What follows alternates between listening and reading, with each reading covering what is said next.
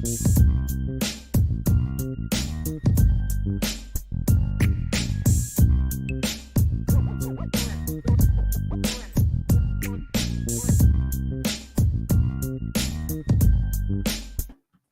we're back. Owen Wafle has his commitment ceremony. They're already rocking and rolling, so let's get to him. Everybody let me know that you can hear him. Got your mom and dad Can with everybody you, hear? your brothers, a bunch of teammates behind you. You're listed as a defensive end, a defensive tackle, a fullback, and a tight end. You list all four positions on your Twitter bio. What are you best at? I'd say defensive line, for sure. But wherever I'm needed, I just go to. You're listed at 6'3", 270 pounds, and I can't help but notice that the big guy to your right looks like he can throw you around a bit. How big is your dad, and what kind of background does he have in sports? Well, he's about 6'6". Honestly, I don't know his weight, but his background in football is he played at Duke University. Okay, great. I could tell he was a big-time player back in the day. I was reading one of the quotes you told Irish Illustrated that your family is full of late growers, and you're just a sophomore still. How big do you think you're going to be by the time you get to campus in a couple of years? I honestly have no clue. It's I can't tell my future at the moment, but as of right now, I'm feeling pretty good. Well, looking forward to hearing where you plan on attending in a couple of years. How did you end up coming to this decision so quickly? A lot of kids, they might wait until they get within a year of going to college. What made it such a quick decision for you? Oh yeah, it was definitely going to visit the school, seeing the campus, getting to know the tradition behind the school, and also it was honestly just a lot of the connections I built with the coaches there. All right, we're going to get your commitment in just a second, Owen. The finalists are Notre Dame, Iowa, Michigan State, Rutgers, and Vanderbilt. And Iowa is listed at the top here. Has been very good on the defensive line throughout the Kirk Ferentz tenure. And Notre Dame, with Marcus Freeman taking over as head coach, have been really hot on Owen's trail. Let's learn a little bit more about him from 24/7 Sports' Brian Doan, who covers the Northeast for us.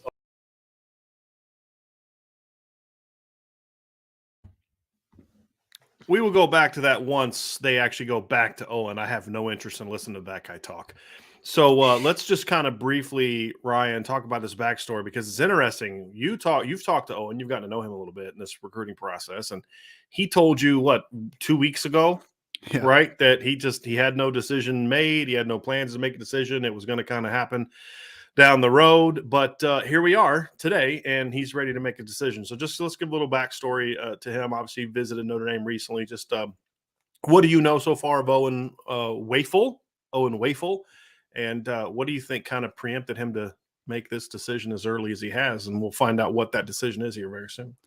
Yeah, I mean, I think that you could attribute a lot of it to just the excitement around the program. We already saw Brandon Davis-Swain obviously come off the board pretty recently during the blue and gold game weekend. So I think there's just a lot of excitement around Notre Dame. Like you said, checking in just a couple weeks ago after he had made his visit on campus, he was prioritizing just getting ready for the season, making sure he was the best version of himself, getting to that point. And he told me at that point, I'm not forcing this. I'm not, I'm taking it slow type of thing. And obviously things have escalated since then, to say the least. And I think part of it is, college coaches are turning up the heat a little bit on him, and we're seeing it now. It's just a little more of a thing now where players seem to be committing a little bit earlier than usual. Yeah, it is interesting kind of how that plays out, so they are going to a commercial break.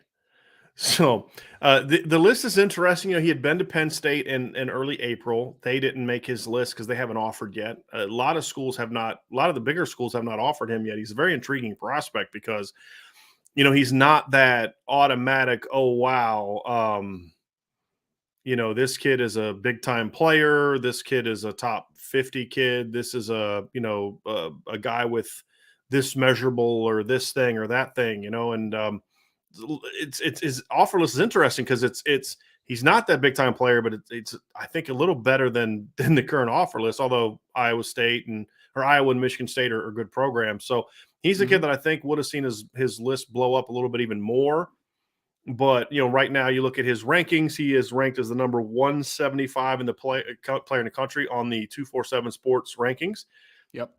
And, I think that's about right. I think another one has him in the 200s. One has him in like 180 something. It's about how I see him. It's a quality prospect. But he's a kid that you see quickly why Iowa likes him, right? And you see why I was on that list. This is the kind of kid that isn't that big time, 5-star kid that Iowa has just made a killing with in the past. And, he's kind of kid that has gone to Michigan State and you don't really know a lot about him. And all of a sudden he's an all Big Ten kid. So very, very, very intriguing prospect in that regard, Ryan, because again, he doesn't have some of the measurables, but man, the kid's got a great motor, and we'll dive into those kind of things as well. But I do find it interesting. Kids like him, I think, are especially going to be put in more and more tough situations, not tough situations where, hey, you better make a decision somewhat quickly because, spots are going to close up, especially for teams that are real active in the transfer portal because they're just not handing out as many scholarships to high school kids. So I do find that part interesting, and they're back from commercials, so I'm assuming they're going to be going back to Owen here very soon. So we'll pull that up when he's ready to start talking again. But yeah, it is. I mean, because you'll get this all the time. So I'm not going to be committing soon, but we're going to do it, and then they just change. Here we go. We're back. He's to got him. his parents, his brothers, his teammates there in your own time, in your own way. Owen, take your time and let us know where you're going to be going. Yeah, I'd first just like to thank my teachers who helped me reach my goals in the classroom. I'd also like to thank my teammates for pushing me on the field and keeping my competitive edge sharp. I also like to thank Coach Smith, who put me in this position and gave me the opportunity to play here at the Hunt School. Wouldn't be here without him. I also like to thank my family for keeping my head on straight through my entire life so far, and also during my recruiting process. But yeah, that being said, I'd like to announce I'm verbally committing to the admissions process at the University of Notre Dame.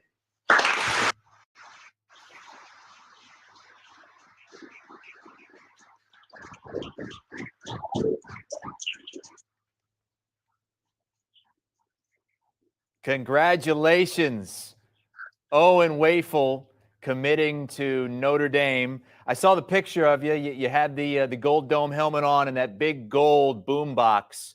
I had an idea that Marcus Freeman might be able to get you. What put it over the top for you at Notre Dame? It was honestly just building the connections with the coaches and learning more about the school. It's obviously a great academic school as well, and coming from a prep school such as Hunt really put me over the edge with Notre Dame. Yeah, I just really enjoyed spending time with the coaches, getting to know all. And of course, a coaching change at the top there with Marcus Freeman taking over for Brian Kelly, who went down to LSU. Where were you at in the process with Notre Dame when that change was made, and how did that affect your decision, if at all? It's actually a little funny because we went up there in November to watch the Georgia Tech game, and Coach Kelly was still the coach there. But then a week later is when he decided to go down to LSU. And I honestly didn't hear from Notre Dame for a while after that. But then as the new coaching staff came in, they started to roll again. And since then, they just kept talking with me every once a week. And it really just was a good experience. I noticed, we talked to a lot of star athletes like yourself that make their commitments here on CBS Sports HQ. I noticed you chose your words differently than some. It's saying that you were verbally committing to the admissions process. How did you choose those words specifically? Well, I honestly, I don't know how to answer that. I was just, since I guess I'm a class of 24, Mm-hmm. it's a little different. I kind of had to say those words.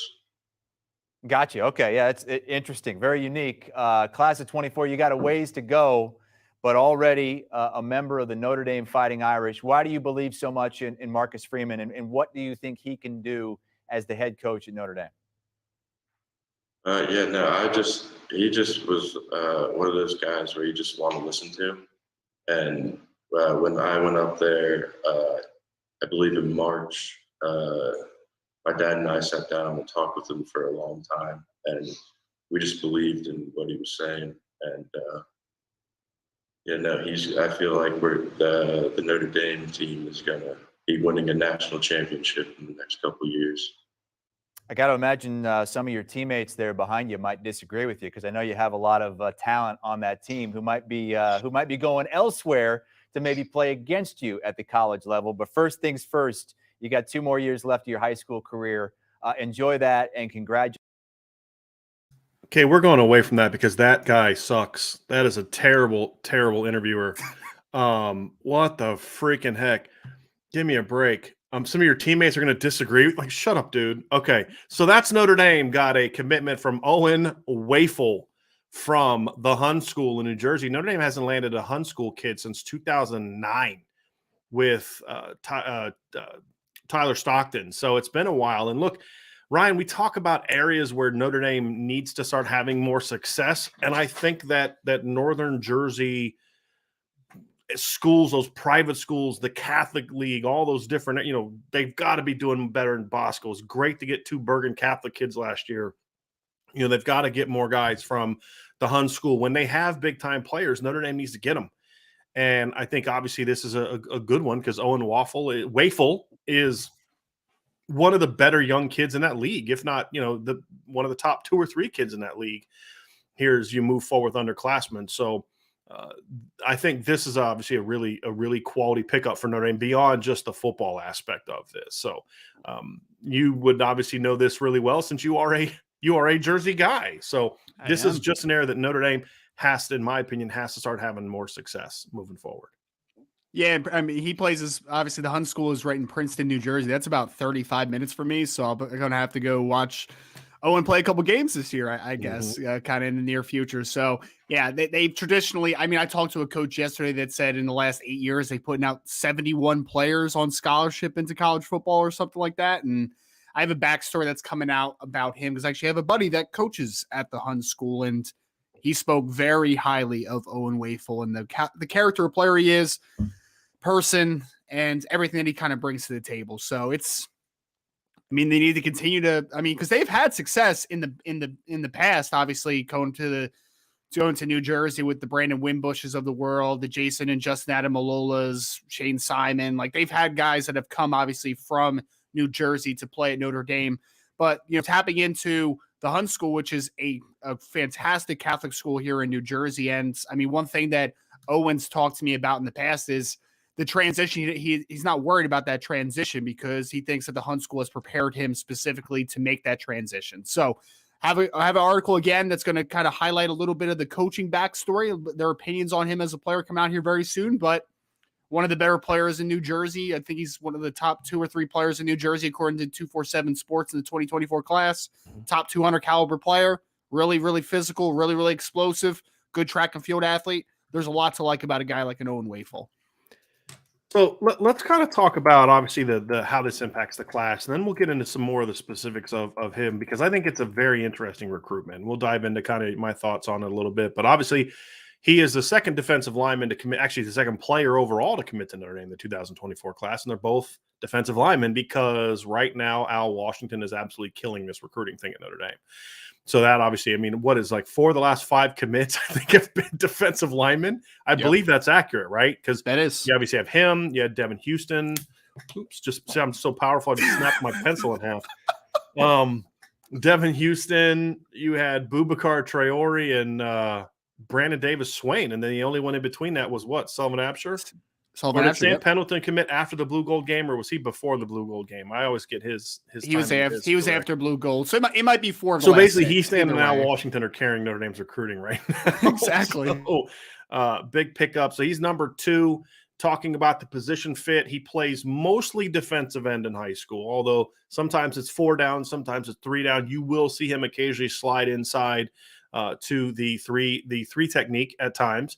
I think that is where you see him most comfortable. We'll do a film evaluation of him moving up as we kind of go into the show here too, Ryan, where we'll dive into the film. But Notre Dame views him as more of a nose guard potentially down the road. I think when you look at him right now, he's 6'3", 270 is what he's listed as right now. He was listed at 250 in the fall. He's a big kid. You can see this, the big upper body, big lower body, stout kid through the core, Ryan, but there's still a lot of room, I think, for him to continue filling out and growing. You see his dad is huge.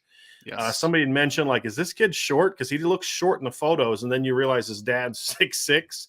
I think he said 6'6" during that. I think the coach told you he was 6'7", I think is what he told you. So he's obviously and he's only a sophomore. He's probably doesn't have a driver's license yet at this point in time, or maybe just got it. So he's going to keep growing. Notre Dame views him as a guy that's going to end up being a, close to 300-pound guy that's going to be a nose guard. And I think that that's the position. I think ultimately his athletic talent, his style of play, I think fits the best. Can play some three, but also a guy that I see as a nose. And I think when you project him there, Ryan, I think that look to me, it looks like a better fit. Because, my first thought was, well, I hope they're not recruiting him as an end, because I just don't see the same level of upside with him as an edge player. They don't see him as an edge. They see him as a pure interior guy, but a guy that's very, very disruptive. And I think when you look at if that's where he projects, I think it makes me like this pickup even more, because that's a position that Notre Dame needs to continue to stock. Right. And as we said, when we talked about this last week and a show earlier, but Justin Scott, a kid who's from Illinois, who's in the 2024 class, 6'5", 310-pound kid, highly ranked guy. You think, well, he's a nose, but Notre Dame keeps telling him three technique. And we talked about this when we broke him down last week. He's a pretty athletic kid. He's not your typical 310-pounder. So that's part of the reason why this is a kid that they're going to take now. But I think this obviously fills a need, because you've got Donovan Heinisch, who's an undersized, athletic kid. Then you get Devin Houston, who we love him as a nose prospect. Well, then you complement Devin Houston with a kid who's going to be a high motor, high effort, strong, powerful kid. It's a really nice combination, and you now have sort of solidified your nose tackle depth chart moving forward.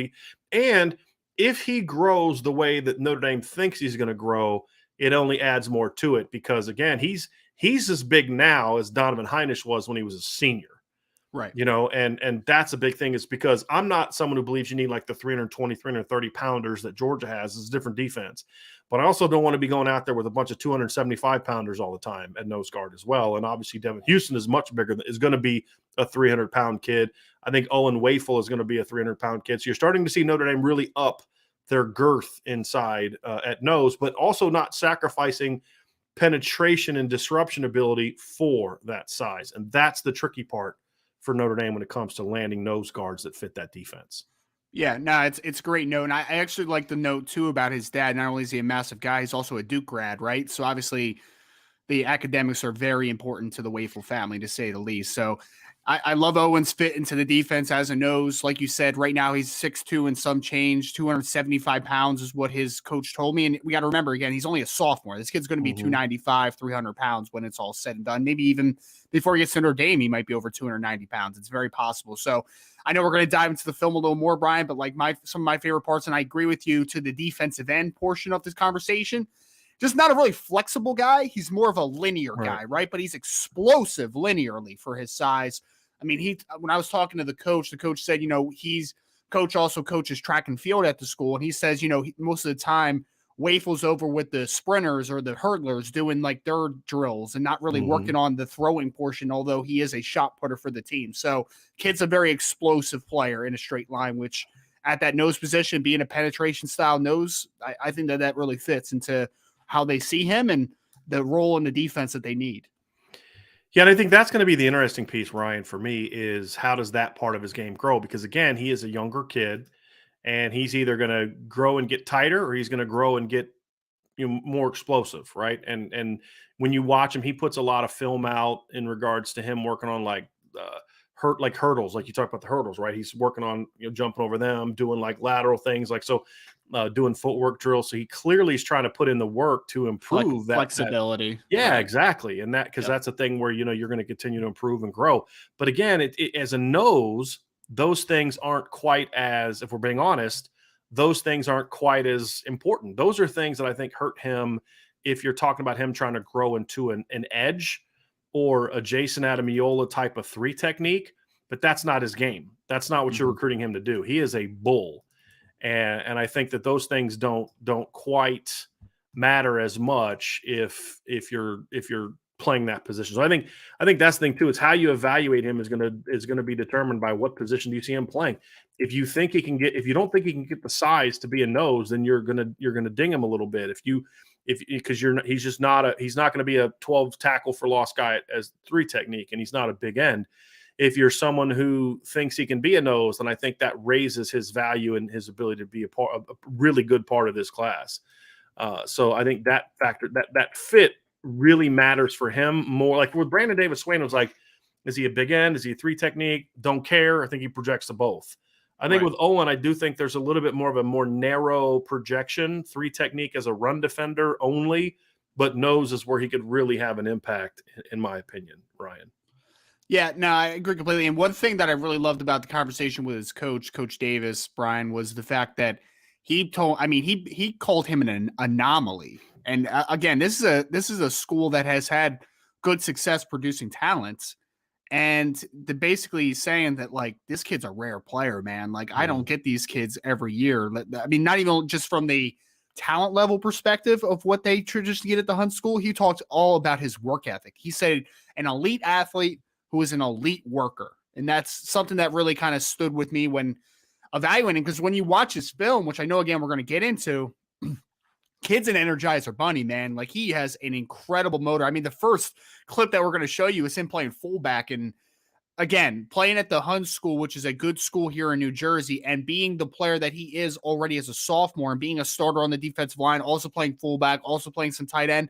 I think it speaks volumes to the player that he is from a physical perspective, but also just the energy that he plays with, the hardworking nature. And even if he doesn't end up being a phenomenal player at Notre Dame, this is a kid that's like a glue player for your roster, right? Like, I can see him just being a consistent member. Like, I think he's a little more physically gifted from a athleticism perspective than a Kurt Heinisch, but like, I get Kurt Heinisch vibes. Like, this is a guy that's just a sticking point to this class. That's it right there. So let's be honest. If it was my call, I don't know if I would have took him this early. My call. Right. But so that was my initial reaction. So as I did some digging and started talking to people, that right there is exactly what you keep hearing. Like, look, we understand this is not the same type of, this is not a Keon Keeley, a Brendan Vernon, a Boubacar, a Jason Moore, Devin Houston type of guy. This is a different kid.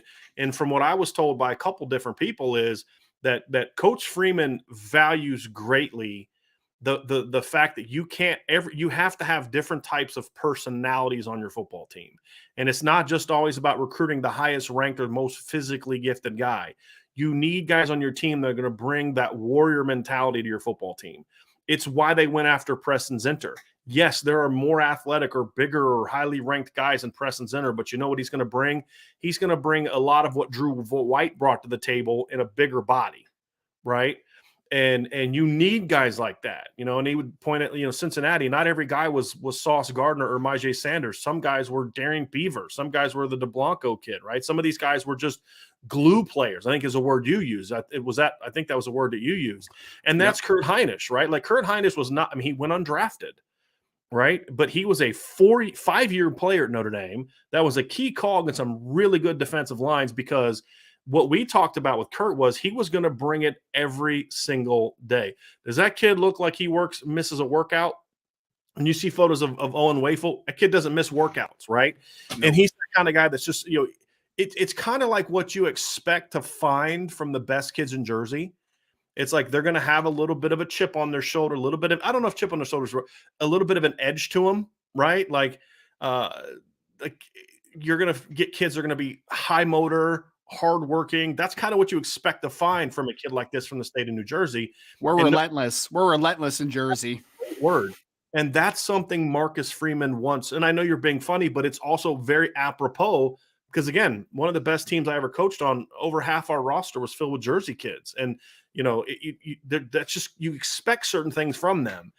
And I think Marcus Freeman is very intentional about finding kids like this. So even though when I went into the conversation, I was like, yeah, you're going to have to convince me of this one because I'm not seeing it. Because like that's the thing is like we may love a coach or what they're doing, but we're not just going to praise every decision they make, right? I mean, that's not what we do. And if it was up to me, I don't think I would have taken him right now. But when you understand why they're taking him, you're like, okay, I get it. It makes sense, right? Because he's the kind of kid that you're like, this is the kind of kid we will never get outworked by an opponent if we have kids like that on our football team. And that's what they're looking for. And then you surround him with a Devin Houston, with a Boubacar, with Keon Keeling, Brendan Vernon's guys who maybe are the longer, more talented guys. But then this kid's just going to try to just punch you in the mouth every single snap and battle you. I mean, you're going to have a 4-quarter fight on your hands with this kid. And that's what they're looking for. And that tells me something, not just about what they've seen from him as they've gotten to know him and see more film of him and all these type of things, but it tells me a lot about Marcus Freeman understanding that there's more to building a football team than just landing the most talented players possible, especially at Notre Dame. And that also told me a lot. So I think this pickup right now, because it's not a panic move, they're absolutely killing defensive line recruiting right now. Right. There's a reason they took this, and it's either A, a misevaluation, or B, they see something that this kid brings that they want more of on their football team beyond just being, talented. And in my opinion, after talking to them, it's the latter, not the former. Because my concern was, why are you taking this kid early? You hear that, and then you see it. And then the other part too is, Ryan, there's some people that have kind of been like, hey, why are you taking this kid early? And I think that just speaks volumes to where Notre Dame's defensive line recruiting is. This is a top 250 football player. Top 200 by a couple. Yeah.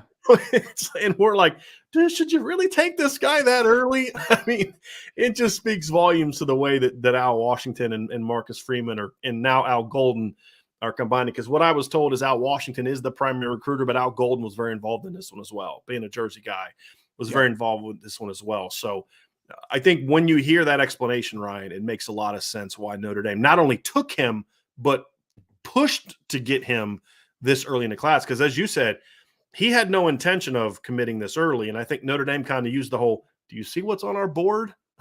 You know what I mean? Like, do you see what we're doing? You may not want to wait too long, right? And I think he didn't make the same mistake that I think maybe to this point in time, maybe Ronan Hannafin is in regards to wanting to let this thing play. He's like, look, I know where I want to go.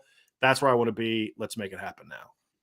Yeah, and I think that when you look at an Owen Wafle, although he has a top 200 caliber billing as a recruit, I feel like he's a player that a lot of people are just going to kind of overlook a little bit in the process. And I wouldn't be shocked if we're looking down the line. This kid was a player that played at Notre Dame for 5 years, similarly to a guy like a Kurt Heinisch, and was just a really solid player in whatever capacity he is. This is, again, I don't want to paint a guy as a glue player, because usually there's a little bit of a underrated connotation for that, and he's a top 200 player, so like it's not like he's just scraps here. He's the kind of glue kid that a team that's trying to win a championship should do. Not a team that's trying to be top 10 like Notre Dame has been in the past. This is be top 10, this would be good enough. Well, we can't. But when you're a team like you're trying to beat the Bamas and the Georgias and the Clemsons, this needs to be your glue guy. This level of player needs to be your glue guy. So I think it's okay to say that, Ryan, because we're talking about you're trying to raise the bar, right? And when you look at a kid like this, you're like, because it does bring value, right? I think that glue part is important because, again, if you don't have that, the whole thing falls apart, right? Absolutely. And that's the whole point.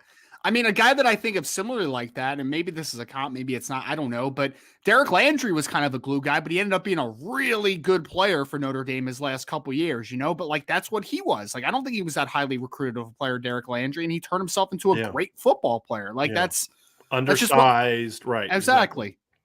And who knows how big this kid is going to be. Again, 275 right now.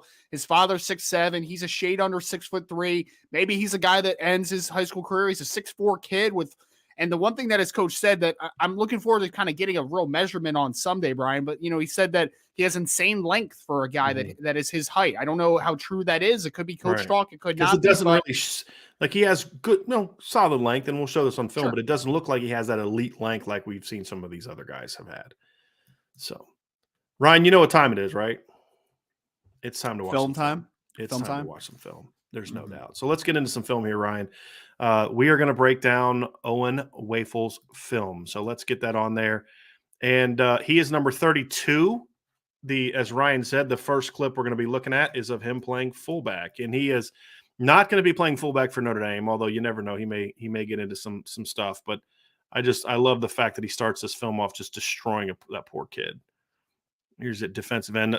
The one thing that you'll see from him, Ryan, and this is again that play right there shows me this kid is an interior guy. He has no intention of running around this offensive tackle. I don't know if I've ever seen him on film try to run around someone. That's not his game. His game is this right here. I'm going to go through you. That's a pretty decent sized kid. Mhm. And you got to understand the league he plays against. They send a lot of kids to Division I, 1AA type of schools. So get off is not, again, he's not an edge player. I think you see that pretty quickly. But the strength, you see the power in the hands. He's a really powerful kid. The one thing I noticed, Ryan, and I don't know if you agree with this, his block destruction technique is very much a work in progress. He just kind of mauls. That's something he's going to have to do a better job of, is learning how to get off blocks and things like that. But he's so powerful. He's like a bull in the china shop right now. There needs to be a little more nuance to how he attacks things. Right. He's fullback right here. I think like a short area. Yeah. Go ahead, Ryan. Oh, no, I was going to say short yardage. Get him in a fullback. I'm for it. His short area quickness and vertical burst is a little bit better than his lateral quickness, as I think you'll see in some of these fullback stuff. Like good get off, but like that's not edge get off right there. That's interior get off. Yep.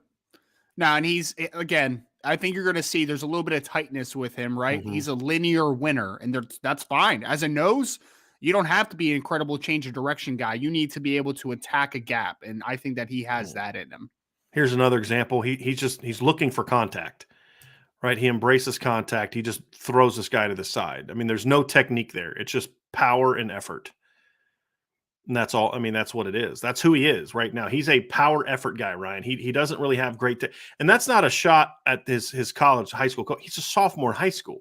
Sure. Like there aren't a lot of sophomores in high school that are great technicians. I think the fact that he's a starter at the Hun school at his age, I think says a lot about the potential he brings to the table, in my opinion. Yep. Yeah. And just a little context to my conversation with a couple of the coaches. They said, and again, I think it was 71 players they've put on scholarship over the last 8 years from the program. So it's been a very successful program. They said that they may have never had a kid that has this combination of explosiveness and physicality that they've had. So I mean, he doesn't like to get, it's almost like he doesn't want to get off a block because that means he can't keep hitting somebody. Right. Yep. He's a really physical, mean kid. And he's just, but that's all he is right now. Like he's still learning the nuances of the game, which is there's going to be a lot of value. I mean, there's a lot of potential for production once that part of his game comes. This is one of the clips inside. And this is where this is where you see just a little bit quicker. I think he likes the action getting on him sooner. I think that's going to be why he's a good fit there. This is actually one of the clips where you actually see him use his hands to really beat a block and get around a guy. Yep. But where's he doing it at? Inside. Yeah, no, I think that's what I think that's where it's going to be best served, because that athleticism is just a different caliber inside. It really is. And I mean, but Brian, he's just a kid that, again, like you say, like he seeks contact. He is a physical football player. It's not like there is a tenacious kind of feeling with a kid like this. Tenacious, I think, is a good word. Again, is he the athlete that most of the D linemen they're getting are? No, he's not. But again, that's not what they're recruiting him to do.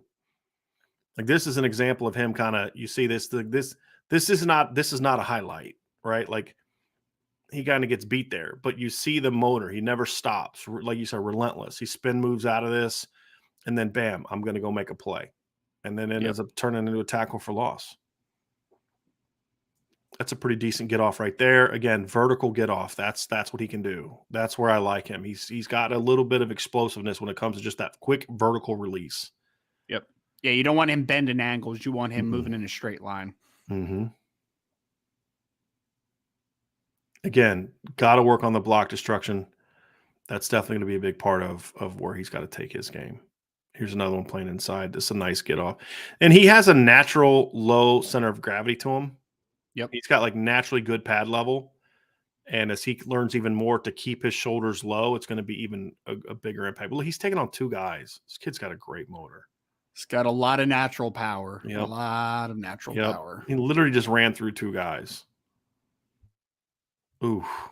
That's you can see the little bit of that swagger, that edge I was talking about. Like, he just kind of stands over this guy like, I just destroyed you. Good. I just love the hustle. And you see this on film constantly from him. Just constantly trying to motor.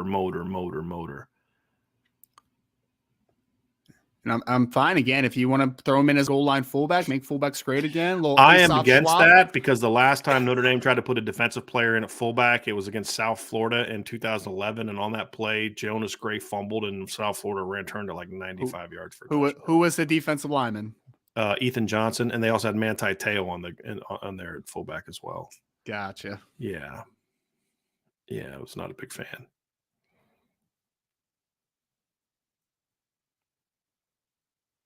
Strong, high motor, good vertical burst, and he's just a sophomore. Mm-hmm. He looks so much more comfortable coming off the line when he's playing, when he's got somebody outside of him. When he's kind of attacking vertically up the middle. Yep. And I think it says a lot for him that he also is a two-way player on the team that on the program he plays for. Mm-hmm. Do you see this little dip right here? He does have this. You'll see this flash on film, like where he'll get like he'll rip under a guy. You know what I mean? When he thinks he's got the low battle, he'll get under a guy. Yep, I do like that.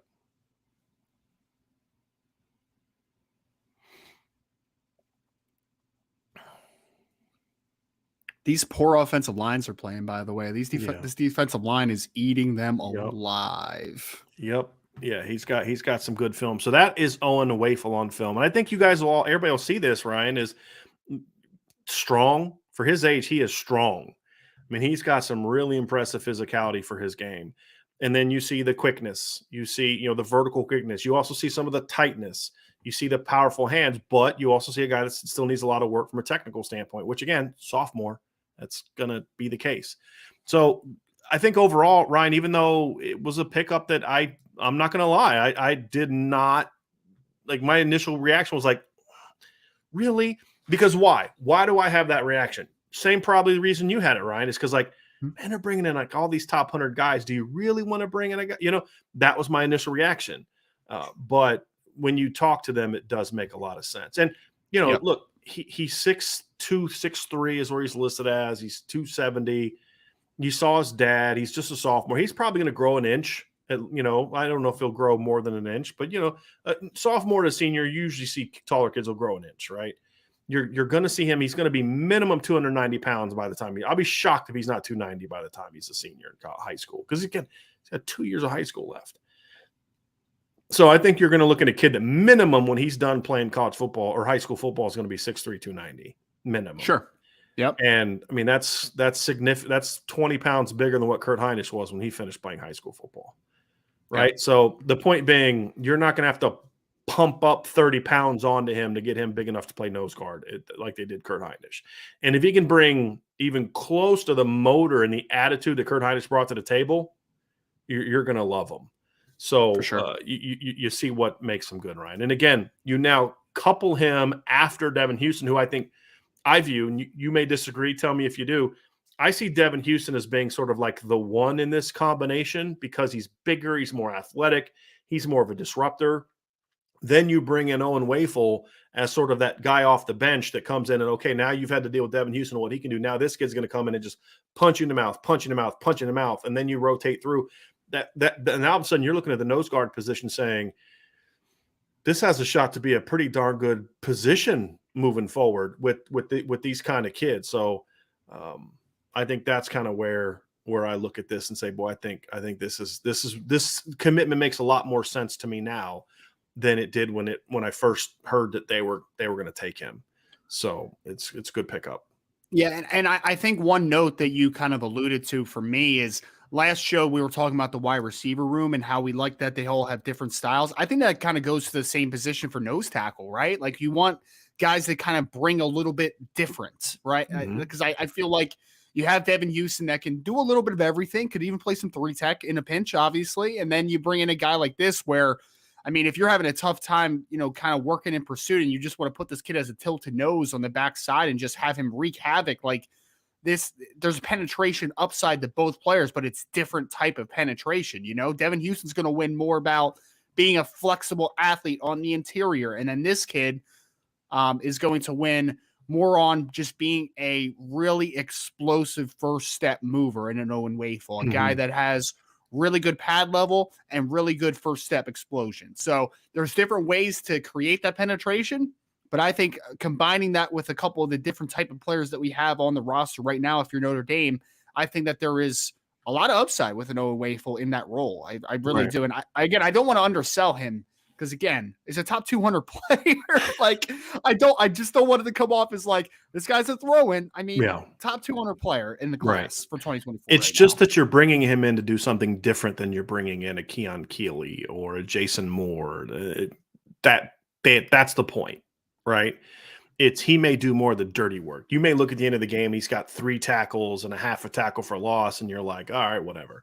And then you pop into film and you're like, God, the linebacker had 15 tackles because they couldn't get off the double team because he just was bullying into the double team. And so the linebacker's running through, and you're like, yeah, he got no credit for that because the tackle went to the mic.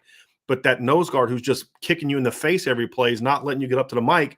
And so your mic's running free, and Junior Tuilaumaka has 15 tackles in a game, 4 tackles for loss. And you're like, well, man, that's a great game. And you're like, yeah, because they couldn't chop him. They couldn't block him. And that was the impact that Lewis Nix had on, for the Notre Dame defense in 2012. And so, you have a guy like that, and there's a lot of value. But again, I think it speaks volumes that we're having to talk ourselves into why Notre Dame took a kid who's a 4-star recruit, a top 250 player. It says a lot about the job that they've really been doing since Marcus Freeman got here, but especially since him and Al Washington have combined, because that's the really impressive thing, Ryan, is when you look at what Al Washington has done since he arrived in January. He has secured 4 commitments, correct? And also was able to convince Keon Keeley to stay in the class. That's a pretty good less than half of a year at your new job. You talk about, you want to make a good first impression with your bosses and with the fan base. Al Washington has shown, hey, this is how you do it. I mean, right. And he's not done yet. I mean, that's the thing, is they've got a lot of kids. They still got Jason Moore in the 2023 class, and the list of 2024 players is very, very impressive, right? There's no question about it. So Al Washington's just killing it right now. I think Al Washington might be good at his job. I think it's very possible that we can infer that he is pretty decent at his job. Yeah, I would say. No, there's no doubt. There's no doubt. So Brandon Plesner with a great super chat. When you super chat for a segue that we were going to do is obviously my favorite thing in the world. Brandon with a super chat. Thank you, Brandon. Who are the 5 to 6 2024 defensive line targets Notre Dame should now turn their main focus to with already having Wafle and Davis Swain committed in the class? So we talked about this a little bit on the earlier show, and we said that we would talk about it more in this show.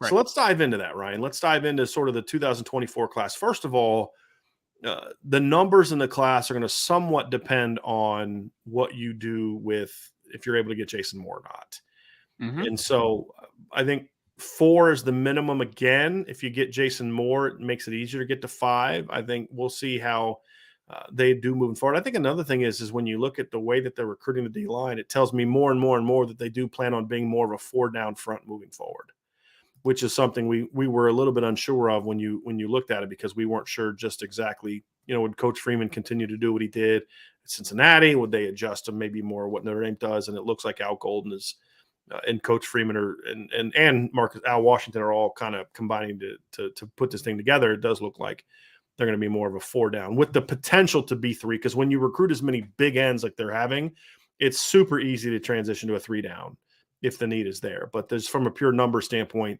is more of what I'm focusing on, not the type of player, but the number. They're recruiting a lot of guys, too many guys to be a 3-down. A regular, like a base defense is a 3-down, I think. So let's dive into some of the numbers. I think there's 2 ways to look at it, Ryan. There's number 1 is to look at the ends, and number 1 to look at the guys that project more as interior players. So let's first talk about the ends, and we'll build on what we discussed earlier. And that is, there's really 3 guys, in my view, that right now Notre Dame is focused on at the top. Now, there's other guys on the list. There's Sterling Dixon, from Louisiana who they're recruiting. There's Marquise Lightfoot from Illinois, who's a very intriguing player. They just recently offered Brian Robinson from Ohio. Joshua Lloyd is a kid that they're recruiting from the state of Florida. Ernest Willer from Maryland is a guy, but I think there's 3 guys right now that I think are at the top of that list as far as edge players and ends. And the first one is that I want to talk about is a kid that you really like a lot and you've written about before, and that's Elijah Rushing. Yeah. So we'll go Elijah Rushing, we'll go Nigel Smith, we'll go Jashawn Ross, and then we'll talk about the interior guys. But I want to first begin with really looking at Elijah Rushing, because he's a guy that, Ryan, you have felt really since you started talking to him that he's a kid that you felt there's a clear interest with him in Notre Dame. On both sides. Both sides clearly are very high on him. And I'm going to pull up some film of these kids as we're talking, just so people can kind of get a sense of what these guys are doing. Ryan, so talk to me about Elijah Rushing and where things stand, like what you know of him in your conversations, and we can also pop in some film and talk about what we see on film as we're breaking it down. Yeah, absolutely. I think that Elijah Rushing, of course, is out of Arizona, 6'5", 225 pounds. And he's a really long, athletic defensive end who I think changes direction really well for his size. And at 6'5", 225, only as a sophomore, I can imagine him being a big end eventually, right? Mm-hmm. Being that strong side defensive end, because I think he has the frame. He's still well put together for his age, but there's a lot of room to grow for him. So I think he's going to fit early on if he doesn't get a ton bigger in as a Viper, because I think he's a pretty nice athlete for the position. But I could see him being that guy that could kind of mix and match at both Viper and strong side defensive end down the line. And I think that his length and just explosiveness is what really pops off the screen for you. And for me, the first time talking to him, he just said, where I come from, Notre Dame's the cool place to go, and he kind of talked a little bit about obviously coming from a Catholic school that, there's immediate interest just off of getting up there. And then he mentioned way after he visited that he got a chance to meet Keon Keeley. And I think that honestly seeing Keon and him have kind of a similar frame, that he's just kind of like, wow, that's what I think I could potentially be from Notre Dame. So high interest. He's a national recruit, top 100, top 50 caliber type of player. So there's going to be a lot of competition for him, but a really talented football player that I think could fit into a couple different roles in this defense down the line. Well, it's interesting. We've talked a lot about how just the difference in evaluations and rankings from the different services. And Elijah's another example. He's ranked as the number 7 player in the country by On3, number 16 by 247 Sports, and then Rivals has him at 96, which, it's still high, but there's a big difference between number 7 and number 96. But to me, I actually think he's going to end up outgrowing that position, that Viper position, a little bit, at least. Or let me rephrase: instead of he being less like a Keon Keeley and being more like an Isaiah Foskey, 260, 265 kind of power Viper, which is what I think Foskey is, right? Isaiah Foskey and Keon Keeley are not real similar players, in my opinion. They're different players.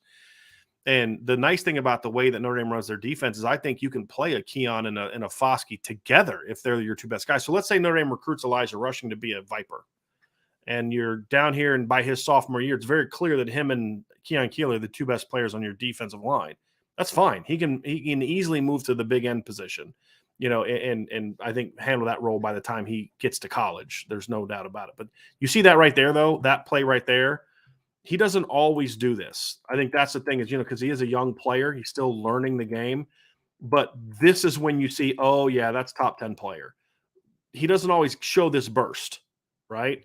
At times his get off is a little bit inconsistent. But look at the length and the get off on this particular. That tackle has no chance. And I think as he develops and gets more experience, look how fast his hands are right there. He's a pretty raw kid still because he's a sophomore. But the tools for him are just outstanding, Ryan. He is a very, very talented football player. And you can see why some people already view him as a 5-star caliber prospect. There's no doubt about that. No, he's gifted. And he has length for days, man. You could just see his arm length is just, it pops off screen. He is quick, too. He's very quick. Yes. Yep. Very talented football player. Now, I think he likes Notre Dame. I think Notre Dame is in a good place with him. I know Notre Dame likes him a ton. But there are some West Coast schools that are making a hard push. Oregon obviously is one of those schools that's making a hard push for him. So there are some other programs that will be in the mix. Notre Dame is going to have to battle for him.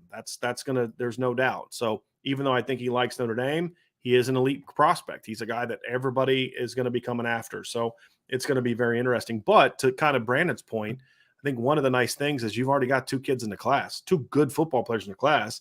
You know, Owen Wafle is a top 250 kind of kid. Brandon Davis Swain is a top 100 to 150 kind of kid. Now it's like, okay, that's the foundation. Now go out and get those top players, and so you can devote more resources to it. The next guy I want to talk about, Ryan, is Nigel Smith. I know this is one of your favorite players in this class. He is a young man from Texas, from Melissa, Texas, 6'4", 245 as he's listed by some. He's listed by others as, you know, over 260. Big end kind of kid that could maybe grow into a 3 technique. I know he's one of your favorite players. I'm going to pull his film up here and we'll watch him. But this is another one, Ryan. This is 23 and 24 are back-to-back 2 really, really good defensive line classes. And Nigel Smith is a really, really good football player. Yeah, last time I talked to Nigel, he told me that he was already 265 pounds. He's only a sophomore. So he could be another kid that big ends, but could outgrow it pretty quickly and be a 3 tech. Like, it's very possible that happens. He kind of gives me Jason Moore vibes. Like, he's just long, violent, explosive, maybe not as quite as flexible or bendy as, you know, a Keon Keeley, obviously, or an Elijah Rushing even, but he's got that power profile to him, right? Like, he could be a Justin Tuck type of defensive end, or he could eventually fit inside as a 3 tech. Like, I think him and Jason Moore have a lot of similarities from a defensive line perspective. Do you know who he reminds me of? And people that have been listening to the show for the last year are gonna know what kind of compliment this is. He reminds me a ton of Anthony Lucas. You know, like big, huge end that could eventually grow into a 3 technique. And, you know, you look at the length in this, you see the great frame, you see the length. You know, again, is he as fluid as Elijah Rushing? No, but they're different players. You know, it's like trying to compare Keon Keeley's athleticism to Boubacar or Jason Moore and say, well, yeah, Jason Moore is not as explosive as Keon Keeley. Doesn't have to be. He's not a Viper. He's a big end. You know, and I think when you look at this kid, you see a kid that's very athletic, you know, for that size, you know, 250 pounds. He's got really fast hands, has to learn to use them, but very fast hands, really, really impressive natural power that I think could easily be a big end at the next level. And if he can't stick at the big end, or if he can stick there, but you're better off, you know, if he gets up to 290 and he ends up, you know, you've got other big ends that are just as good, then you can say this is a kid that can go inside and be a disruptive Jason Adamiola type of player. So this kid brings a lot of talent, a lot of potential. Another Texas kid, you know, I'm on that Texas kick, Ryan, that they've got to get more and more kids from Texas. But this is a big time player. And I mean, you've said this too, Ryan. I remember after you talked to him for the first or second time, you were like Notre Dame's got a really legitimate shot with this kid. Like this is a top 50 player that has a very high interest in Notre Dame right now. I think so. And especially as Notre Dame continues to have success in Texas in the 2023 cycle, I think that obviously even improves, you know, in that regard. I know he's high on Oklahoma, like a couple other defensive linemen are in the class, including David Stone. So, I mean, it's going to be a battle to get him away from the South down there. But I think that they have a legitimate shot here. And I mean, honestly, like this kid is bona fide 5-star player for me because I think that he has length. I think he has power. I think he's explosive, but I also think for his age, he's got a lot of hand nuance. That's kind of rare, man. Like he's got some violent and quick hands for his size, for his age. And I think he knows how to get off a block. So I'm a big fan for a sophomore. I think his hands need a lot of work relative to where he needs to be. But for a sophomore, yes, like he's much further along than, for example, Owen Wafle is. And here's the other interesting thing, Ryan. You talked about him being an elite player and all this. He's already been to campus twice. He's already been to Notre Dame twice on his own dime. So there's clearly interest there. And I also don't think there's got to be family interest there too. Because remember, these unofficial visits you're paying for it, not Notre Dame. So for his family to make 2 trips from Melissa, Texas up to South Bend, Indiana, once last summer and then once again this season for a game, it tells you right there that there's a lot of interest. Now, it's going to be a battle, but this is one that Notre Dame is flat out entering the season. I would say he has got to learn more, like Rushing, to be more consistent with that get off. Sometimes it's really good, sometimes it's not. But man, the raw tools there are really, really impressive. From a ranking standpoint, Ryan, I think he's actually a little underrated, to be honest with you. And I agree. I actually found I was a little surprised at some of his rankings, to be honest with you. Rivals has him at number 50 overall, which is good. Number 3 defensive lineman. 247 has him at number 42. And then On 3 has him at number 113 as the number 22 player in Texas. If there are 21 players in his class better than him in the state of Texas, then Notre Dame needs to only recruit the state of Texas that year. I mean, just don't recruit any other states, because I mean that's going to just be an absurd amount.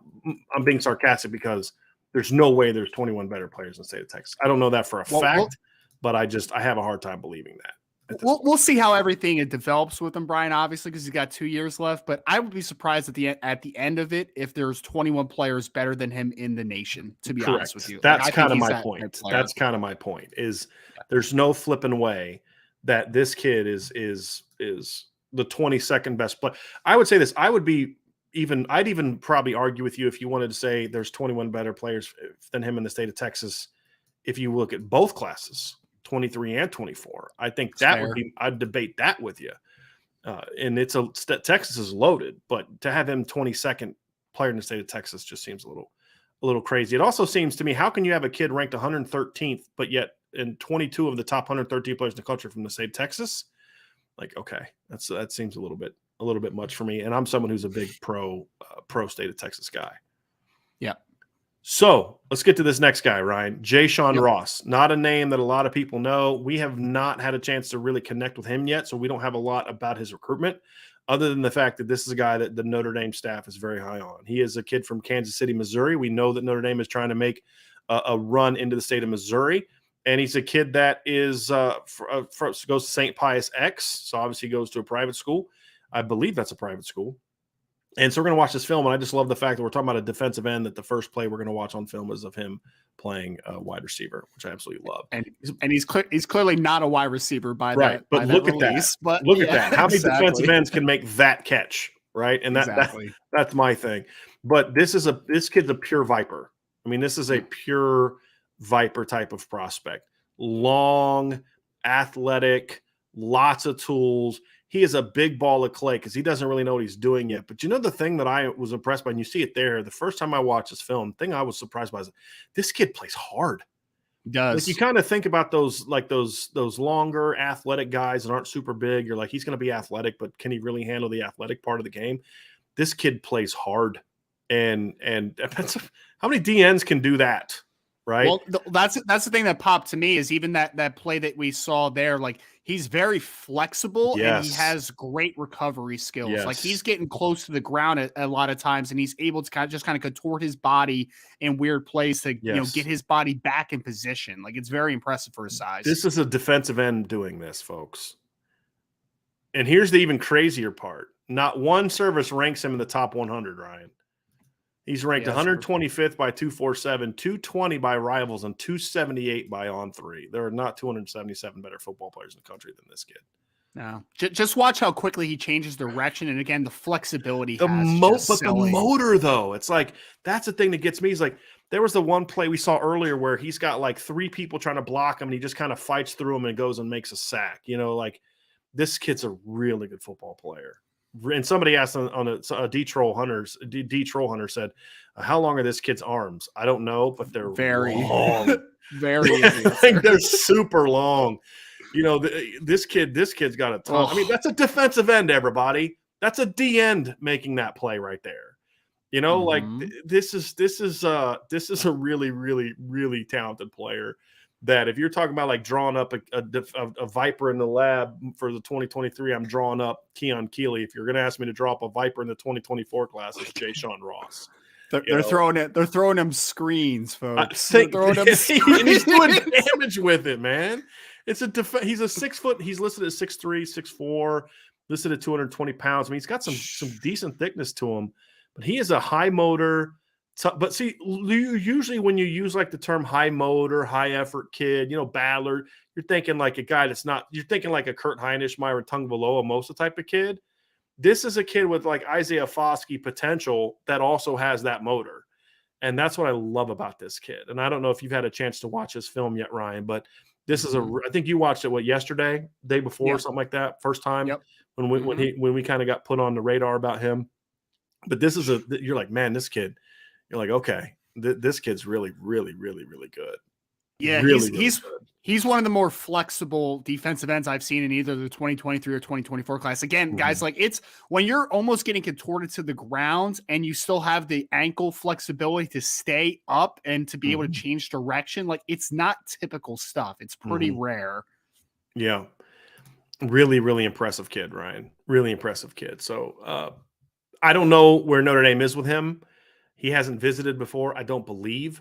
I don't know that he has anything set up. We're gonna work on trying to get in contact with him and find out kind of where things are there. We do know that Notre Dame likes him a lot. That's the one thing we do know, is that he's a kid that Notre Dame has targeted early on as a guy. That's just excellent body control right there. But he's a very talented. I love this kid's film. In case y'all haven't noticed, I love this kid's film. And just that's what you want to know. Why does length matter? That's it right there. That's it right there. This kid has no chance to get into his body. None. He's got some pop in his hands too. He's because he's undersized right now. He's only 220 pounds, but he's got some pop in his hands too. Yeah, this kid is there. I have no clue why he's ranked in the 200s. Like seriously, what are you watching at that point in time to say this kid's in the 200s? I don't get it. Yeah, it doesn't make because he's a good football. That's the thing is he's not just some raw kid that doesn't know what he's doing.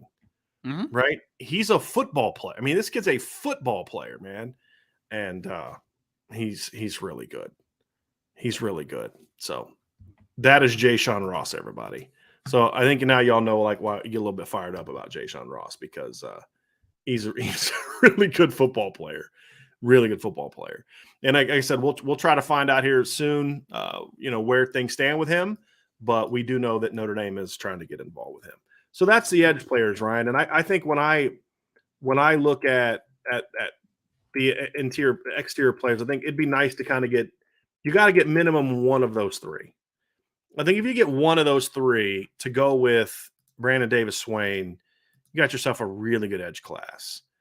If you can somehow get two of those three, I think now you're looking at it like, okay, this is really, really, really something good. I'll say this though, my concern would be if the only one of those three you got was Nigel Smith, that would make me a little bit nervous from okay, but do you have a Viper? No. Right? Yeah. That would be my thing. It's like, are you just going to say, well, we got two in 2022 and you got Keon in 2023, we'll be okay. We'll maybe a linebacker and grow into it. But I would like to see a Viper in this class. And I don't think Brandon Davis Swain is that guy. And I don't think I don't think Nigel Smith is that guy. I think Jayshon Ross and Elijah Rushing are Vipers. Different types of Vipers, right? Where Jayshon Ross is a Keon Keeley type of Viper.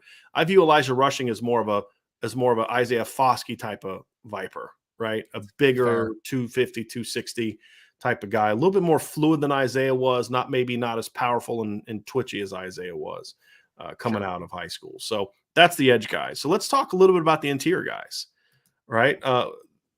Obviously, we talked about the edge players earlier in the show. Now talk about a couple interior guys. Obviously, Owen Wafle is that guy. So you just kind of filled one of your interior spots, right? Like that spot's now kind of filled a little bit. So now it comes down to, okay, well, now let's see if there's another interior guy. And I don't think they're going to take a whole lot more. I did some digging into this today. Obviously, with Owen Wafle in the class, you have a guy. I see, Ryan, you're updating that board. There's Champ Thompson's a guy I know they've talked to. David Stone's a guy they've talked to. You just said they offered a kid from Jersey named Jordan Thomas. So we'll find out kind of that a little bit. But there is one guy. There are two guys for sure that we know Notre Dame is going to look at as interior players.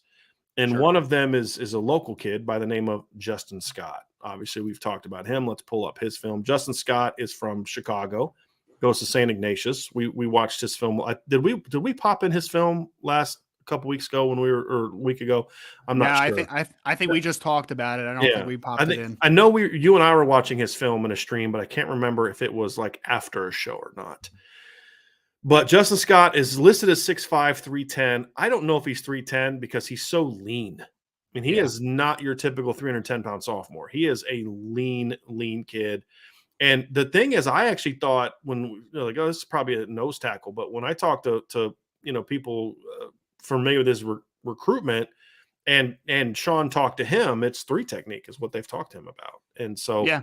very Well, intriguing player, Ryan. I actually touched base with him too, Brian. I remember we talked about that. Yeah, they're selling him that he's a 3 tech that can do more. Like that's kind of what the staff sees with him, and which is not typical for a sophomore that's listed at 6'5", 310. Again, your immediate response would be that's a nose, but then you see some of these plays that he makes in pursuit, and you're like, oh, that's a little different. That's not your typical 310 pounder. And I agree. If he's 310 pounds, and that is the nicest looking 310 pounds I have ever seen, man. He wears it well if he is a legit 310 pounds. Yep.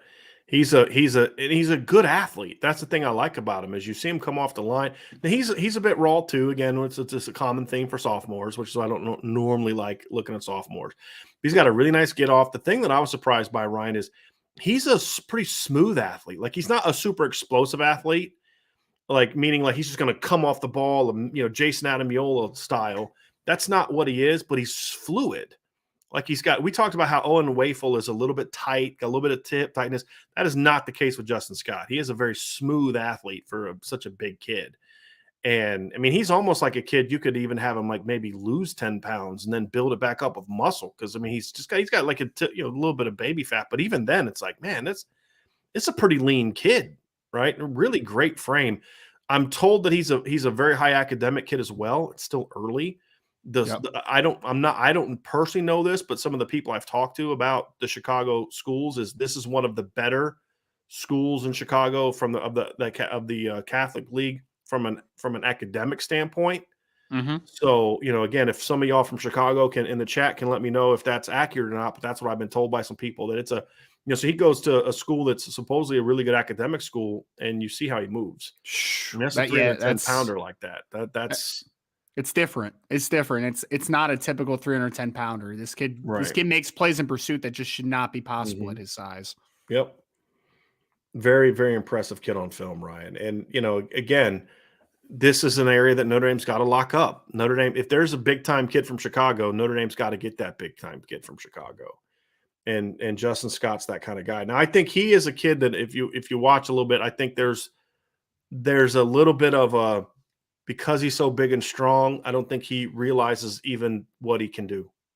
Yeah. I think there's another level for him from a consistency, from a get-off standpoint, just from a little bit of a sense of urgency standpoint. Like that play right there, that's not a great play. He's just huge and athletic and just better than everybody else. Sure. When he starts to get that part down, he's going to blow up. Like, for example, On3 Sports ranks him as the number 3 player in the country. I don't see that right now, right? No. Like, I don't see that just yet. But I'll say this. He's got the upside of that kind of player. Agree. And that's the difference. I think he can be that kind of guy. There's no question about it. So yeah, I think he's a top 10 talent, top 50 player though right now, right? Yes. So like when you bridge that gap, then you're talking special. Yes. Just the natural talent alone makes him a top 50 player, right? So we'll see if he can take it to the next level. So that is Justin Scott. Obviously, he is a Chicago kid that Notre Dame is on. We'll dive into some of the other defensive linemen here moving forward. But I just wanted to kind of show you some of the top early targets and kind of break down their film a little bit. Gave a little bonus film session there for you. So you just got to watch film of 5 different defensive linemen, obviously the 4 uncommitted kids, plus Owen Wafle, who is now committed to Notre Dame. So, Ryan, before we get out of here, I do want to see if there's any questions that people want to get to about Owen Wafle and D-line recruiting and things like that. We're not going to get into like a full Q&A because, but if it's specific to the 24 D-line recruiting or Owen Wafle, I do want to handle those things. So here's a good one, Ryan, is we'll kind of go through it. I'll answer this one, and if you can kind of go through and start popping some questions in there. Yep. But Bobby Halfacre says, do you guys think that landing Wafle would hurt chances with Jason Moore? And Ryan and I are in agreement on this one. No, it does not, for a couple reasons. Number one is you've let Jason Moore know you're our guy, right? I mean, you're our dude. You're in a class above, right? So you're not in the same class. And then the number 2 thing is that they're a different position. And so Owen Wafle is being recruited as an interior guy, kind of 3 technique to nose, nose to 3 technique. Jason Moore is being recruited as an end to 3 technique. and he'll get a shot at end, I believe, but then potentially could also play 3 technique. So I don't believe that in any way that would hurt him. And I think if you know anything about Jason Moore, you don't go to DeMatha and play in that league, Ryan, if you are a person who doesn't necessarily enjoy competition, not just competition on the field on Friday nights, but also competition and who you're going to be going against every day in practice. So I don't think that's going to be an issue. And when you're looking at schools like Ohio State, Notre Dame, and Penn State, you don't look at them like, well, I want to go somewhere where I'm not going to, I'm going to play right away and not have a lot of competition.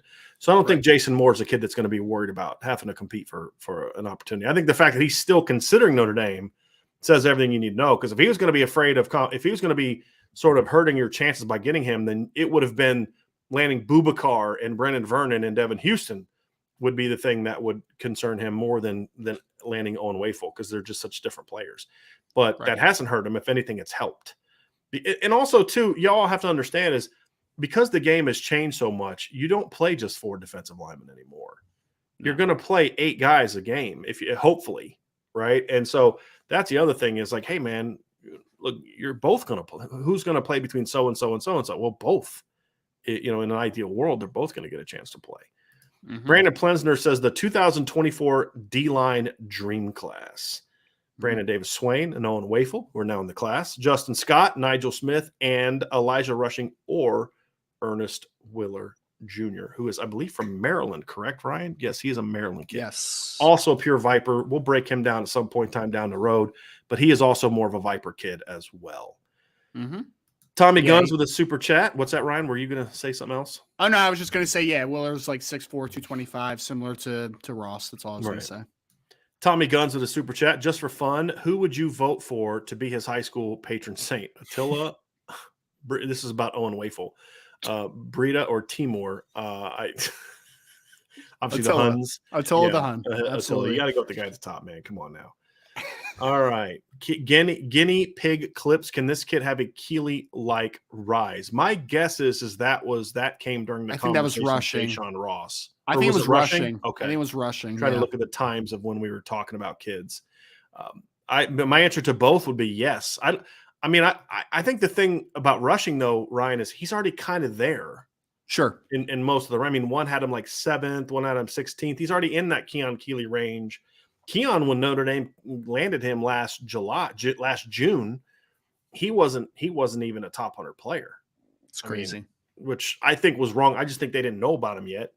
And in their defense, that was the first summer where kids were actually able to go out. Remember, the previous summer was the COVID summer, and kids couldn't go to camps, and you couldn't get out and see kids in high schools and stuff like that. So I'll give him the benefit of the doubt in that one. But I would say no, he's not going to have a Keon Keeley type of rise because he's already there from a ranking standpoint. Jashawn Ross, to me, would be one that would make more sense in regards to being able to make a Keeley type of rise because he wasn't a guy that was ranked super high.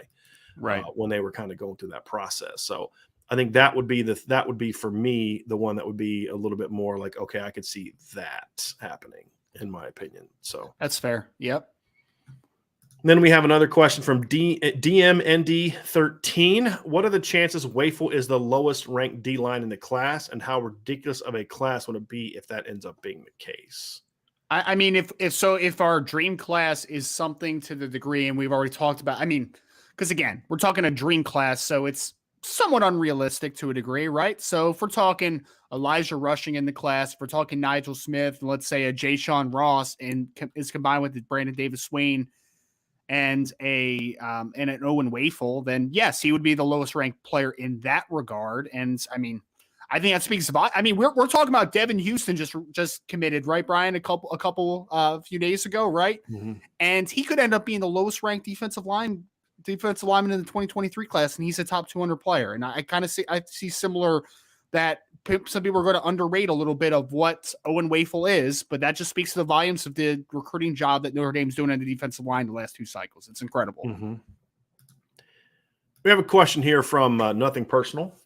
Heard some fans of Al Washington's former employers, Michigan and Ohio State, say that while he is a great recruiter, he isn't a great coach, hence why Ohio State fired him. Do you guys have any concerns he'll be the same in South Bend? A couple things. Number one, I don't care what an opposing team's fans say about a coach. I don't. You have some Notre Dame fans who don't think Harry Hiestan's a great coach. You had Tennessee fans. I remember a buddy of mine was when Notre Dame hired Tennessee. He's like, yeah, he's one of those people that like just believes everything that people on message boards say, right? Tennessee fans are glad that he's gone. He wasn't that good of a coach. I'm like, okay, buddy, we'll see. Right? Like we weren't that far removed from him, being the O-line coach of the Bears when they were in the Super Bowl, right? And it's like, okay, we'll see. But Michigan fans didn't say that at the time. Michigan fans were all in their feelings that he left them for Ohio State, right? I also don't think that he was a bad coach at Ohio State. He got let go because they did a staff change, and Ryan Day allowed the new defensive line coach to bring in his own staff with one exception. He had one exception. That was Larry Johnson, which I would argue you made the wrong exception. But I think Ohio State's linebacker play up until this past year was good, in my opinion. I mean, 2 years ago, they had Malik Harrison. It's Malik Harrison, correct? I thought that 2019 linebacking core for Ohio State was really good. And Al Washington, Baron Browning went from a guy with a lot of talent that could not play to a third-round draft pick under Al Washington as well. I think that's part of the things too. So I don't believe that to be the case, to be honest with you. I think he's a much better coach than people give him credit for. And again, that's just kind of, and the people that I talk to in the coaching business who are familiar with him as a coach will tell you the same thing. I think this guy's a good football coach. The other thing I'll say too, nothing personal, is I don't think he was coaching his best position at those two schools either. He was a linebacker coach at Michigan, and he was a linebacker coach at Ohio State. He wasn't a D-line coach. He played D-line, and I would argue the best coaching job he's done during his career from a production standpoint was during his tenure at Boston College. And as we pointed out, was it last week? The production they had at Boston College, the last time he coached the D-line was Cincinnati in his first year under Marcus Freeman. So Marcus Freeman knows whether this guy can coach or not. The last time he was coaching the defensive line at the Power 5 level was Boston College in 2015, and he had 3 different defensive linemen with over 10 tackles for loss. So I think the guy can coach, and including one in Harold Landry, who's one of the highest paid defensive ends in the NFL right now, too. Well, and the other thing about it too, Ryan, that's so absurd about it is normally when you have one guy have over 20 tackles for loss, it kind of takes away from the ability of other players to rack up that kind of production. And that didn't stop them at Boston College. And that's the really impressive thing about what they did last year is not only did he have, or that year, did he have tremendous production, but you had other guys as well. Like if you look at Alabama last year, right? Like Will Anderson had 33.5 tackles for loss, and then you had 12.5, 12 and 10, but that was in 15 games, right? They needed 15 games to get to that level. When you look at the production in 2016 at Boston College, Harold Landry had 22 tackles for loss. They ended up having 5 guys with over 10 tackles for loss. 3 of them were defensive linemen, and Kevin Kavelik, and then obviously Zach Allen. And then Wyatt Ray, who was part of a rotation, had 7 tackles for loss, and Truman Gudupfel had 6.5 tackles for loss.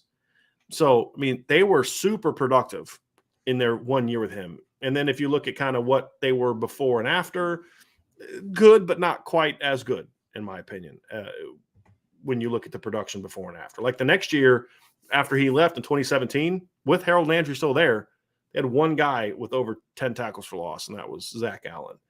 And, next year, just 2. The next year, 1. That was a linebacker. The next year, none. This past year, none. So the production has fallen off a cliff since Al Washington left. And so I think that's not an argument that I buy, to be honest with you. And again, I'll repeat that there are Notre Dame fans who will tell you would tell you when Harry Hiestand left that he wasn't that good of a coach. I know another website, for example, that covers Notre Dame has been whining for years about how Harry Hiestand's an overrated coach. So you're always going to find people with dumb opinions. I just choose not to listen to them. D. Trollhunter, just for my own calibrating to the Brian scale, current grade and upside grade. This is obviously back to, I would imagine, back to Owen Wafle. But Owen Wafle right now for me is a 3.5-star player, which is like that top. He's like a top 300 type of guy for me. But he's got a 4-star upside. So that's why we do a little bit different. Like, what is he now? And then what can he be? To me, he's got top 200 player potential and that's good. I memean, if your fourth guy in the defensive class is a top 200 caliber player, that's pretty good. Keep in mind too that I grade sophomore players with the same sort of strictness that I grade upperclassmen. I don't give them waivers for being sophomores. So sophomores are naturally going to have lower grades because, again, I'm holding you to the same standard of how would you play. So like the technique grade is going to be lower than normal. Now, where he grades out well is like power and foot quickness off the line, things like that. He grades out pretty well. That what brings him down is his size is not there yet, right? So in 2 years, for example, if he is 290, Ryan, his size grade is going to go up, but he's a 270-pound nose tackle who was 250 as a sophomore, right? So you just got to understand that's not, which is why I don't put grades out for public consumption for sophomores, and unless it's like a no-brainer, like, oh, but this guy's really good, just because it's just it doesn't. And maybe I should change the way I do it, but that's just how I do it, right? I'm going to evaluate with what you are going to be, what you would be at Notre Dame, and that's why, this kid's got 2 more years of high school left. It's so hard to predict how a player is going to grow at that age, right? Like, I mean, because we keep talking about his dad being 6'6", 6'7". That doesn't mean that he's going to be 6'6", 6'7", right? Like, he might just be 6'3", which is fine. Right. There's nothing wrong with it, but I mean, it's just hard to predict what type of growth potential a 17-year-old kid has. It's just very difficult.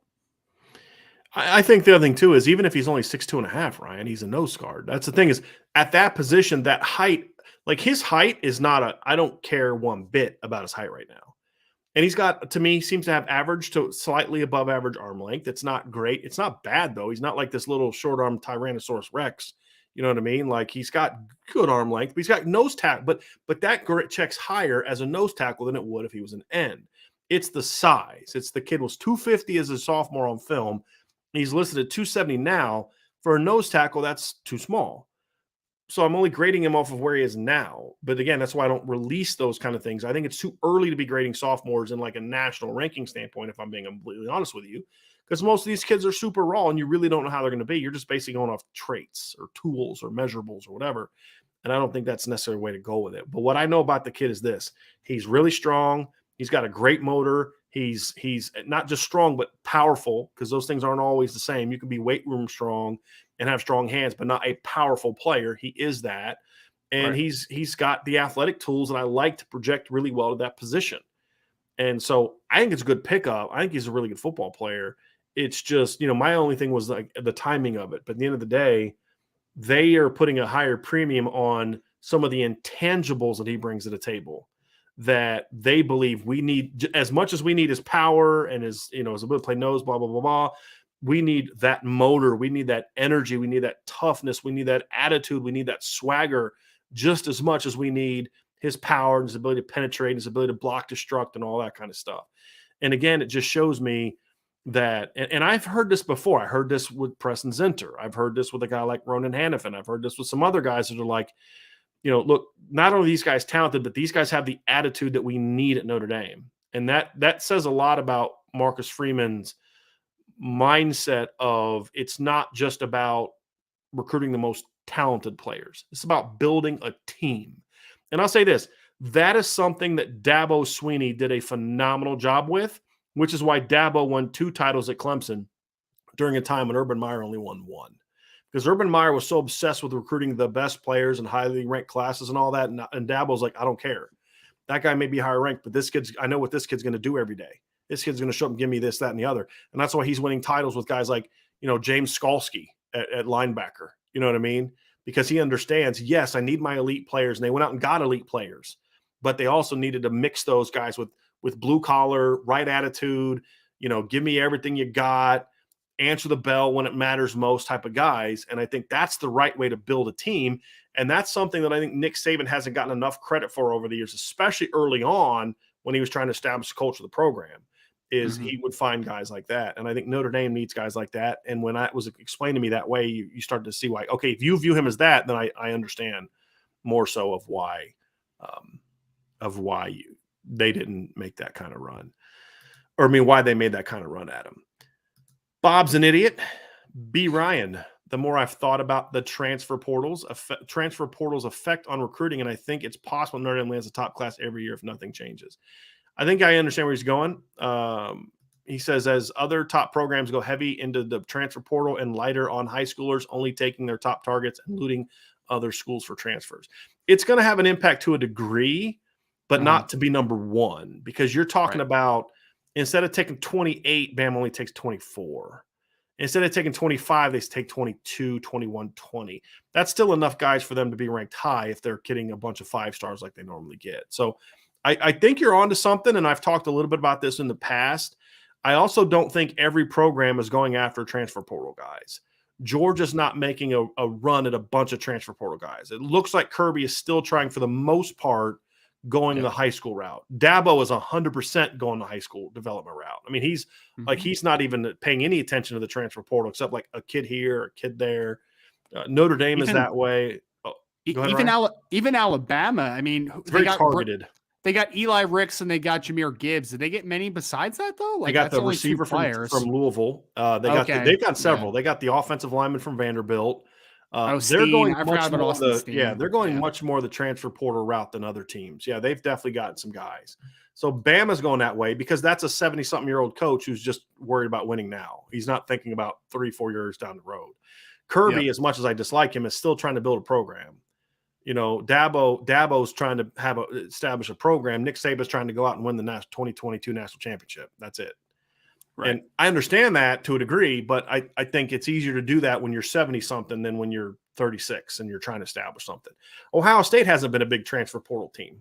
I mean, they'll get some, but they're not making a living on it. So I think other than Bama, the school that you're going to be most concerned about with as far as being that number one ranked class aren't really making a killing.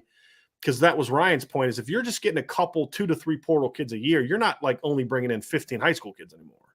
You know, Bama, so it could maybe affect Bama a little bit, but here's the deal. Bama's still going to bring in some high school kids. It's just they're going to be chasing off those high school kids once they're on campus. That's really another area where the big aspect of it is going to come down as well. So let me see if there's any more questions before we get out of here. I don't know if I saw any more. A lot of great comments, a lot of great conversation. Let me just see if we got anything here to kind of get to. Zach Martin said St. Ignatius is an outstanding academic school. That's what I had heard, but I just wanted to be sure. I wasn't completely sure if that was the direction that if that was accurate or not. But that's what I had been told so far. So there you go. So Ryan, another great show. Big pickup for Notre Dame. To conclude, Notre Dame gets Owen Wafle to commit in the 2024 class. We project him as a nose guard, a very intriguing player, very intriguing recruitment. We have a commit story and a class impact story. I'm going to be publishing when I get off here. I'm going to be publishing the story that Ryan did with his high school coach, where we kind of dive into a little bit more about him as a player and a person, and all those type of things. We'll have a What's Next article coming up tomorrow at irishbreakdown.com as well. We'll be back tomorrow to talk a little bit of Notre Dame team stuff. Got a lot more interesting stuff. May is not, I told you, they weren't taking May off from a recruiting standpoint, everybody. They're still pushing. They're still grinding. The coaches are back out on the road this week before they have the last week of the month off, as I think there's a quiet period or something like that during that period of time, I believe, around the Memorial Day weekend, Ryan. And then obviously the visits open back up in June. So we're getting closer and closer to that, which is going to be a very, very important time. But we're always going to have a lot going on, man. So we'll be back tomorrow for a show at tomorrow afternoon, 12:30 most likely. But make sure that you stay locked in, because we may change some times from time to time. And like Mace AK says, for the second time today, join the message board, boards@irishbreakdown.com. Smash the like button, subscribe to the channel, hit the notification bell, because if we do change our time or if we do an extra show for some reason, you will get notified of that. Share this podcast, leave a 5-star review, and as always, go Irish. Thanks everybody so much for joining us for both of the shows today. We appreciate you all very much. For Ryan Roberts, I'm Brian Driscoll. You all have a great rest of your day, and thank you for joining the Irish Breakdown podcast.